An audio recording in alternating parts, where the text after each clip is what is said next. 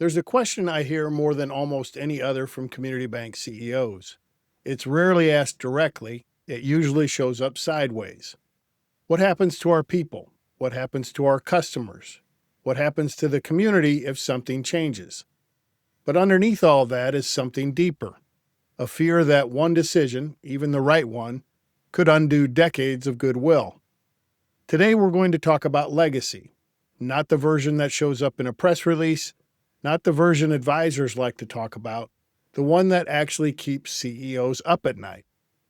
Because if you don't understand what truly carries forward and what doesn't, you'll either avoid decisions you should consider or carry fear that isn't yours to carry, and neither is leadership. And before we jump to conclusions, this isn't about selling your bank. This is about understanding legacy from a position of clarity, not fear. Whether you remain independent, pass leadership to the next generation, or someday explore strategic options, knowing what truly carries forward changes how you lead today. This is about stewardship, not transactions. I'm Knutson. I founded and led a community bank as CEO and chairman, and I've lived through the strategic decisions you face every day. That's the perspective you'll hear every episode. When people hear the word legacy, they think about reputation, but you know it's more than that. There's something underneath it, something you rarely say out loud. It's the quiet fear that one decision made with the best intentions could undo years, even decades of goodwill you never wanted credit for, but always felt responsible to protect. Your employees, your customers, your community. The fear doesn't come from ego, it comes from responsibility. It comes from knowing that trust isn't written down anywhere, but it's very real. And once it's damaged, it's almost impossible to fully restore. Very few people talk about this part of leadership, because how do you admit you're not just worried about price or timing or control, but about breaking something intangible you've spent a lifetime building? I carried this weight. When we were exploring our options, I would lay awake thinking about specific people. An employee who embodied our culture, the kind of person you spent years finding. A business owner who trusted us with their company's future. The nonprofit we supported. The school program we championed. I wasn't worried about the transaction, I was worried about breaking something I couldn't put into words. That fear is human, and it's legitimate, but it also creates a blind spot. Because when fear stays unnamed, it quietly starts driving decisions, especially around legacy, succession, and strategic options. And this is where what you believe about legacy and what actually is true begin to diverge. Much of what you're afraid of losing can't actually be protected by documents. Here's the hard truth. Contracts protect terms, they don't protect meaning. You can negotiate employment agreements, retention bonuses, service standards, branch commitments, community involvement, and those things matter, they're responsible, but they don't protect why people trusted you in the first place. They don't preserve unspoken understandings, they don't guarantee how decisions get made when you're no longer in the room, and they don't ensure what mattered to you will matter to the next owner, especially after agreements expire. This is where many CEOs quietly overestimate what contracts can do, not because they're naive, but because contracts feel safe. They feel concrete. They feel like action. And when you're carrying emotional weight, action feels better than uncertainty. But here's the reality. The moment a transaction closes, ownership transfers. And with it, control. You may still have influence. You may still be respected. You may still be consulted. But structurally, it's no longer your call. It's not a failure of the system. That's how ownership works.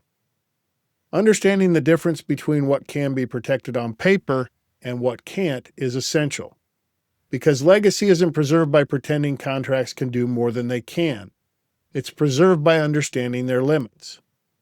One of the hardest truths to accept as a CEO is this: you cannot fully control how your legacy plays out. You can influence it, you can shape it, but you cannot lock it down forever. Contracts don't preserve culture. Deal terms don't guarantee loyalty. Good intentions don't survive every transition. And yet, Many CEOs delay decisions or avoid learning because they believe not deciding preserves control. It doesn't. Avoidance doesn't protect legacy, it just defers clarity. So if you can't control everything and contracts can't protect what matters most, what actually carries forward? A few things. Your leadership philosophy carries forward, not as words on the wall, but as how decisions get made when you're not in the room. The bench strength you built carries forward, leaders who help shape the culture. Values that have been operationalized, not just stated.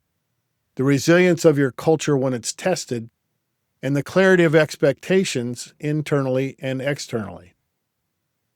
Legacy isn't preserved by freezing time. It's preserved by building something strong enough to endure change.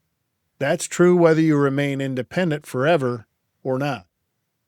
True stewardship isn't about protecting the past at all costs. It's about preparing the institution and the people for a future you may not fully control. When CEOs understand that, something shifts. They stop carrying silent fear. They stop personalizing outcomes they can't guarantee. They lead with clarity instead of defensiveness, and that clarity creates optionality. When we started today, I told you we'd talk about the fear CEOs carry and what truly carries forward. What you got was permission to name something you probably never said out loud, and the clarity that legacy isn't preserved by avoiding decisions, it's preserved by building something strong enough to endure change. And by leading with clear eyes about what you can and cannot control, that's not weakness, that's wisdom. And here's the part most CEOs don't want to confront. Once you separate the fear from reality, the real questions begin. Most of what CEOs want to protect can't be guaranteed by a contract, which raises the next question, and it's an uncomfortable one. What can be protected? And just as important, what can't? Next episode, what you can and can't protect when selling your bank. Because clarity doesn't eliminate hard decisions, but it does eliminate unnecessary fear. If you'd like a clearer sense of how positioned your bank is today, I've created the Community Bank Value Strategic Readiness Score. It's a brief 8-question diagnostic, discreet, and obligation-free. You'll find it linked in the show notes. And remember, the best decisions come from knowing all your options.